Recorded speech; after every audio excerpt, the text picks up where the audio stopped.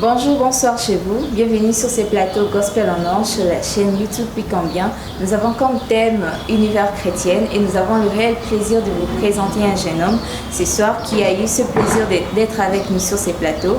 Il se nomme donc le frère Fred Mboaboa, fils du royaume. Et donc je lui passe la parole. Bonjour mon frère. Bonjour madame. Eh bien, nous sommes très heureux de vous recevoir encore sur ce plateau. Merci. Et surtout, nous aimerions aussi vous entendre nous parler de vos expériences, de ce que vous êtes sur votre vie chrétienne. Et donc, la première question, je voulais juste vous demander, quelle a été votre première passion? Comment est-ce que vous avez commencé avec la vie chrétienne? Merci beaucoup à toutes les personnes qui nous suivent. Je réponds au nom de frère Fred Mboaboa, fils du royaume, comme madame la journaliste vient de l'épingler. Alors, j'ai un commencement comme toute autre personne dans la vie chrétienne. C'est vrai, comme nous le numérons, la vie chrétienne n'est pas une adhésion dans un parti politique ou aussi dans une théorie quelconque, mais c'est une vie. Alors, c'était un bon matin, Christ m'a appelé et j'ai répondu oui à son appel. Ok. Et vous appelez, vous vous êtes donné directement sans condition. Est-ce que cela a été facile pour vous ou bien vous avez rencontré aussi des difficultés? Disons, la vie chrétienne n'est pas facile comme certaines personnes le disent. Ils disent qu'ils sont souvent tentés par le plaisir du monde et cela les empêche d'avancer. Et donc pour vous, quelle a été votre plus grande difficulté? Merci beaucoup madame. Il faut d'abord reconnaître dans mon expérience que je suis né d'une famille chrétienne mais catholique. Ok. Alors, je connaissais Christ comme tout le monde, mais je ne le connaissais pas. Pourquoi je le dis? Parce que c'est juste après avoir fini mes études universitaires que j'étais en train de méditer si vraiment je connaissais Christ. C'est par là que j'ai senti qu'il fallait l'écouter davantage. Pourquoi? Parce qu'il y avait une passion de moi-même qui me dominait. Entre autres, je me disais, je dois être une grande star, un grand politicien, un grand homme. Donc le moi dominait. En fait, je n'étais pas conduit par l'esprit, mais j'étais conduit par moi-même. Mais jusqu'au jour où j'étais dans une nuit, et j'ai reçu une grande révélation où Christ m'avait appelé d'abandonner toutes mes ambitions et d'être à son écoute au travers du Saint-Esprit. Ok. Et donc pour vous, c'est là que vous avez commencé cette vie. Et par ailleurs, depuis que vous y êtes converti, vous avez déjà fait combien de temps? En fait, je vais encore récapituler. Je suis né dans une famille chrétienne, mais ce qui ne faisait pas de moi un chrétien. Mais depuis que je suis passé par le renouvellement de l'intelligence, il y a de cela 4 ans. 4 ans. Et 4 ans. Donc c'est déjà assez long. C'est assez long. Lorsqu'on a un enfant à 4 ans, si il grandit déjà et il commence déjà à connaître que ceci est bien et ceci est mal. Que mon frère, encore une autre question. Et vous priez où comme ça? Je prie à l'église des dieux et des chrétiens achetés. Et ce sont eux qui vous ont sorti de l'église catholique? Bon, disons, ça serait un mépris auprès du Christ si j'ai dit oui, mais en quelque sorte. Pourquoi je le dis? Parce que c'est Christ qui nous appelle. Il nous appelle et il nous donne un mandat dans un milieu déterminé. Ouais. Donc Christ m'a appelé pour servir à l'église des dieux et des chrétiens achetés où je suis maintenant. Ok. Et vous faites quoi exactement dans l'église de chrétiens de Dieu? Alors actuellement je suis chargé du département de la jeunesse et assistant du pasteur. Assistant du pasteur, ça fait déjà du travail. Évidemment. Et vous encadrez donc le jeune? Évidemment. Exact. Et c'est facile ou bien la tâche devient encore plus difficile qu'avant? Il faut comprendre, humainement par là, rien n'est facile. Je me souviens, si vous écoutez quelqu'un jouer au piano, vous pouvez vous dire, mais il suffit de balancer les mains et le piano joue. Oui. Mais quand vous y entrez, vous voyez qu'il y a encore beaucoup de conditions. Il faut maîtriser des mélodies et les savoir combiner. C'est de même avec l'expérience dans l'éducation de la masse, surtout en particulier le jeune, qui sont dans une phase non déterminée où ils ne savent pas qui ils vont devenir. Ils sont conduits par toute forme de vent. Donc c'est un travail difficile, mais comme je laisse que le Saint-Esprit travaille à moi, je peux dire que ça devient une passion pour moi. Une passion pour vous. En parlant des passions, si on doit voir la jeunesse d'aujourd'hui, tout le monde est passionné. d'abord par la beauté et ensuite par la musique. Et si on doit ajouter à ces faits même par l'alcool, voire même les drogues qu'on appelle aujourd'hui bombées. Et si on doit parler de la jeunesse, quelles peuvent être vos premières impressions sur la jeunesse congolaise précisément d'aujourd'hui? Merci beaucoup pour la question. Nous devons regarder les choses à des phases. La première phase est que nous avons pas mal de jeunes qui sont dans la bonne voie, celle de Christ. Je crois, si vous êtes dans un quartier, vous pouvez en énumérer quelques-uns que vous connaissez. Mais une autre phase, c'est la phase dont vous venez de citer, où la majorité, la ville est envahie par toute forme d'immoralité et de mœurs corrompues. Alors, à ce niveau, c'est un sentiment d'inquiétude qui nous anime, mais pas au sens destructif, mais au sens de révolte, pour essayer un peu de les ramener au pied du Christ. Donc, pour vous, la jeunesse d'aujourd'hui est un peu en dehors du Christ, c'est ça? En quelque sorte, une grande partie. Et d'après vous, qu'est-ce qu'on peut faire pour aider ce jeune à se convertir comme vous? Merci beaucoup. Je crois que ce que nous avons faire, c'est les approcher. Ça, c'est le premier point. Vous voyez, lorsqu'on mène à Jésus, on amène plutôt à Jésus une femme prise en plein adultère. Jésus dit, va, moi non plus, je ne te condamne point, mais ne pêche plus. Alors, le seul moyen pour libérer cette jeunesse de cette captivité du péché et des temps et de toutes sortes de passions, c'est de les accompagner à la connaissance du Christ. Parce que la Bible dit, vous connaîtrez la vérité et la vérité vous affranchira. Mais la vérité, c'est quoi? Christ, quand on lui pose la question, il dit, je suis la vérité. Donc la vérité n'est rien d'autre que Christ. Quand ils comprendront la révélation du Christ, c'est par là qu'ils seront illuminés du fond de leur être intérieur et ils peuvent devenir des créatures nouvelles. Des créatures nouvelles. Et donc, quelle est votre vision en tant que chrétien à l'église de Rachité? Quelle est votre vision? D'accord. À l'église de Dieu, des chrétiens rachetés, il faudrait savoir d'abord qu'il y a une vision et des objectifs. Parmi tant d'autres, c'est aller au ciel et avec autant de personnes qu'il faut. Si c'est le mot de vie, c'est la sainteté. Or, nous ne pouvons être sanctifiés que par le sang de Jésus-Christ et par la communion, l'intimité profonde avec le Saint-Esprit. Donc, si je dois apporter une vision à l'église des dieux des chrétiens achetés, ça doit s'appuyer sur le fondement de mes anciens. Ma vision est que de faire un plateau, pas de réflexion, mais un plateau de partage où Christ est le centre de notre union. Ok, ce sont là des belles visions, ce sont là de belles déterminations, seulement vous ne pourriez arriver que si vous vous donnez à fond. C'est ça les conseils aussi qu'on doit donner à toute notre jeunesse et aussi nous devons les aider à aller de l'avant dans la vie chrétienne. Et sur ce, monsieur, mon frère, le frère Fred, nous voulions aussi savoir ceci. Par rapport à votre quartier, je vais dire là où vous habitez, et est-ce que vous faites aussi ces exercices de partage, je vais dire, quand vous vous retrouvez à un autre endroit que l'église? Quelles sont vos passions, quelles sont vos activités exactement? Merci beaucoup, madame. Je dis, je peux parler sans parler. Vous voyez? Je crois, un jour, vous avez déjà vu une personne qui vous a dit, madame, vous m'avez impressionné dans votre manière de s'habiller, dans votre façon de se comporter envers les autres. Je me souviens, un jour, j'avais un ami à l'université qui m'a dit qu'il a cessé de prendre l'alcool à cause de moi. Je me suis dit, mais je n'ai jamais parlé de ce monsieur de cesser de prendre l'alcool.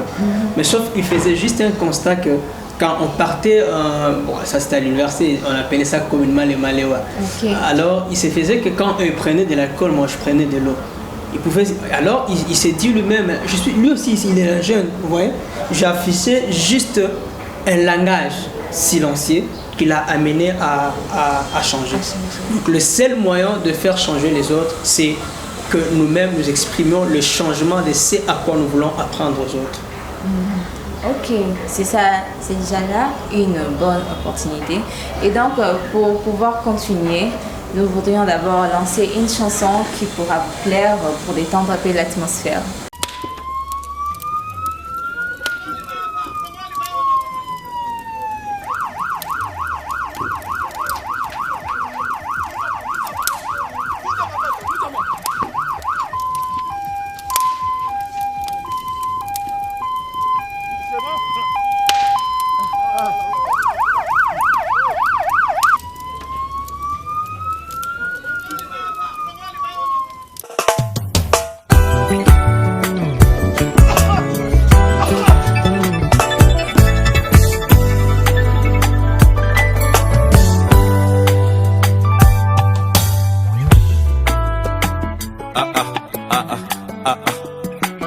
Nini bakoki ozongisa na moto abongisi vi na yo?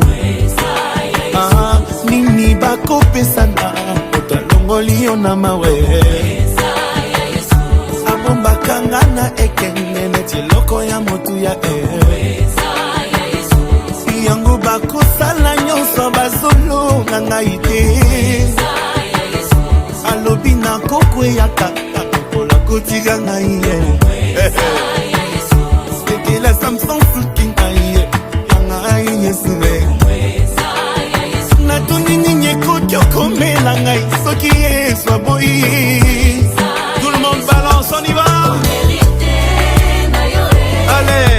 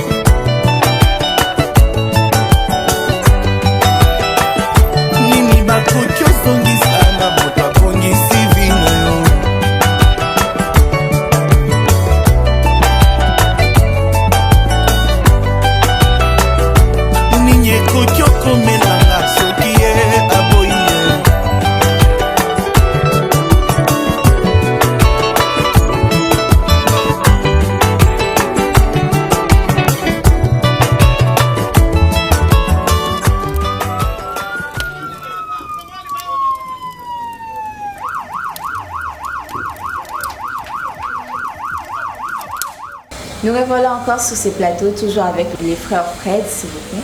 Et donc, nous allons prendre un nouveau angle. Le frère Fred, que pourriez-vous nous dire sur ces thèmes que tout le monde peut toujours répéter que moi, je suis chrétien de telle église, moi, je suis chrétien de telle église, ou bien moi, je suis chrétien de pasteur X ou pasteur Y.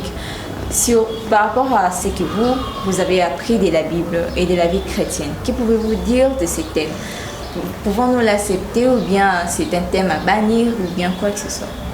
Merci beaucoup. Il y avait déjà cette question, je crois, au peuple des Corinthes, les Corinthiens, où Paul, disciple de Christ, qui revient, il trouve les camps divisés. Il dit, nous sommes de tel pasteur, moi je suis de tel frère. Paul pose une question de savoir, qui parmi vous est mort pour vous? Est-il Paul, le pasteur ou le pasteur tel? Il n'y a pas eu de question. Il n'y a pas eu plutôt de réponse. La seule réponse était que c'est le Christ qui est le dénominateur commun de tous les chrétiens. C'est le Christ qui a accepté de mourir pour nous. C'est le Christ qui a le pouvoir et la puissance de sauver. Donc que les églises ne nous divisent pas, ou il est malheureux de s'approprier une valeur face à une église plutôt qu'à mettre Christ devant, car il est le point d'union de tout notre être. C'est pourquoi on dit c'est un corps de Christ. Et dans un corps, nous trouvons les yeux, nous pouvons trouver les oreilles. Si vous êtes les yeux, alors ne dites pas que le pied n'a pas d'importance. C'est-à-dire, il est inutile de dire que mon église est la meilleure, ainsi de suite. Non, sois juste ce que tu es, mais que Christ soit au-devant de tout. En parlant de mettre Christ au-devant de tout, aujourd'hui nous pouvons constater que ce soit sur les réseaux sociaux ou bien dans les parcelles partout, nous pouvons remarquer qu'il y a la plupart des jeunes de âge à partir de 20 ans et consorts, qui se livrent déjà à cette vie chrétienne. Bon, ils fondent des groupes d'intercession qui petit à petit se développent en ministère et plus tard, on ne sait pas si cela deviendra des églises. Pour ce jeune-là, qu'en pensez-vous? Parce qu'il n'y a pas que un, mais on peut constater, même sur les réseaux sociaux, il y a déjà plus de 500 groupes de prières de jeunes. Que pouvez-vous dire par rapport à cela? Merci beaucoup d'abord pour cette question qui est pertinente et très importante. C'est pourquoi j'ai dit au début que la vie chrétienne n'est pas une manifestation comme nous pouvons le voir, mais c'est une vie. Et dans cette vie, vous pouvez voir que quand Christ était sur terre, nous trouvons les chrétiens même dans l'armée. Souvenez-vous, un général qui a réussi, dont son fils a été guéri par Christ. Souvenez-vous de Marie de Magdala qui était une dame, je ne sais moi, pite s'il faut le dire. Donc ce qui importe est que, est-ce que votre cœur bat au rythme de Christ? Est-ce que vous produisez le fruit d'une de la repentance? Est-ce que vous produisez le fruit d'une de l'esprit? Peu importe le nombre d'années que vous avez fait, peu importe nos groupes de prière, aussi longtemps que notre mode de vie n'est pas celui de Christ, nous tapons à côté. Vous voyez, n'oublions pas que Christ a dit, beaucoup viendront et diront qu'ils ont prophétisé à mon nom. Je dirais, mettez-vous de côté, je ne vous connais point. Donc c'est cette vie de Christ que nous voulons, qui se manifeste à travers le fruit ou le fruit d'une de la repentance.